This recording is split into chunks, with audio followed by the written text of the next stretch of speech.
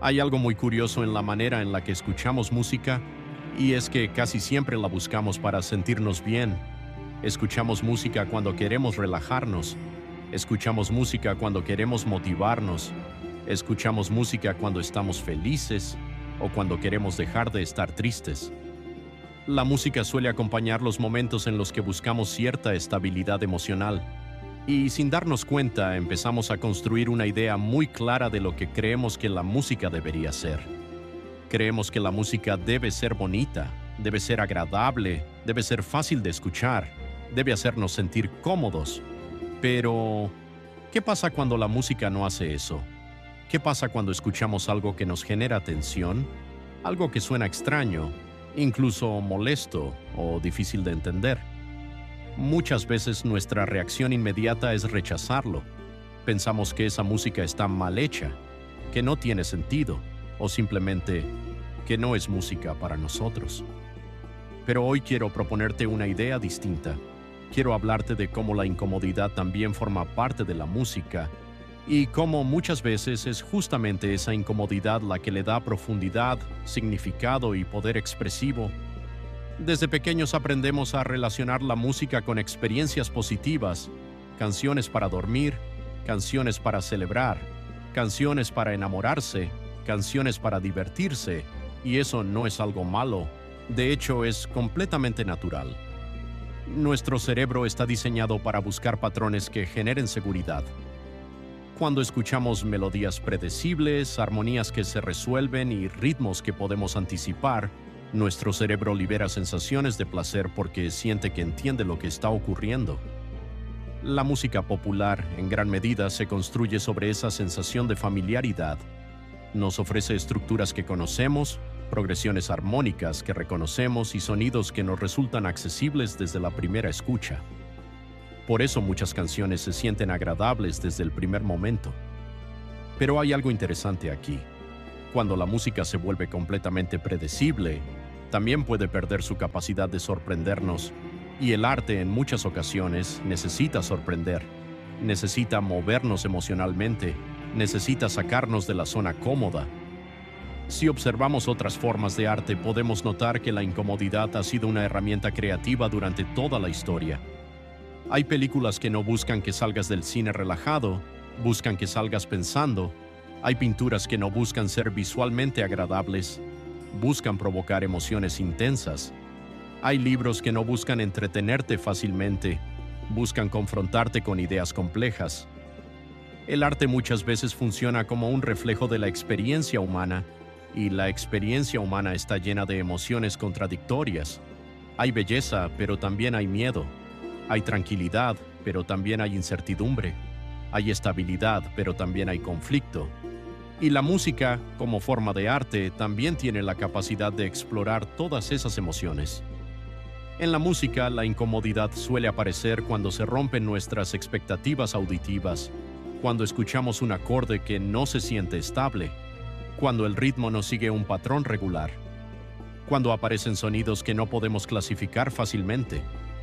Uno de los elementos más importantes para entender esto es la disonancia. La disonancia no significa que la música esté mal hecha. La disonancia significa que la música está generando tensión, y la tensión es una de las fuerzas narrativas más importantes dentro del lenguaje musical. Piensa en cualquier historia que te haya marcado emocionalmente.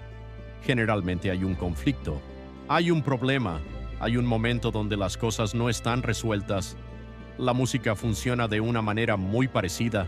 La estabilidad genera calma, la tensión genera movimiento.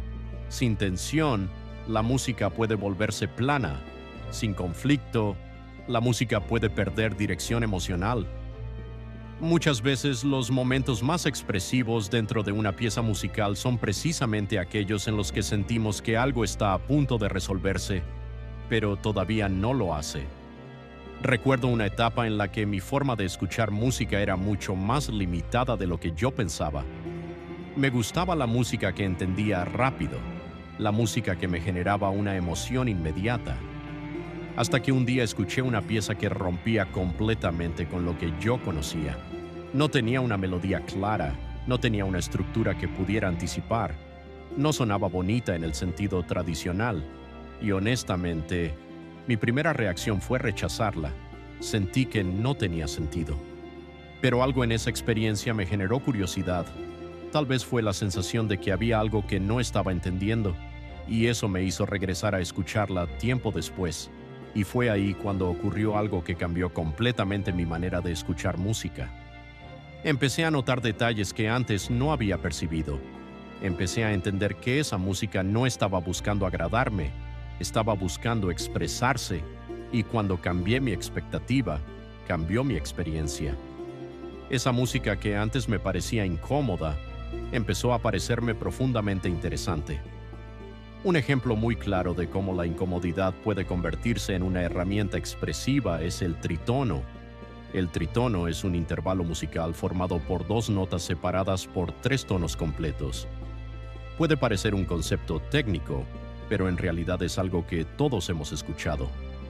Cuando escuchas un tritono, muchas veces sientes que la música está en un punto de tensión, como si estuviera pidiendo moverse hacia otro lugar. Durante mucho tiempo en la historia de la música occidental, el tritono fue considerado un sonido particularmente inestable, y precisamente por eso muchos compositores comenzaron a utilizarlo como recurso para generar dramatismo, misterio y movimiento emocional.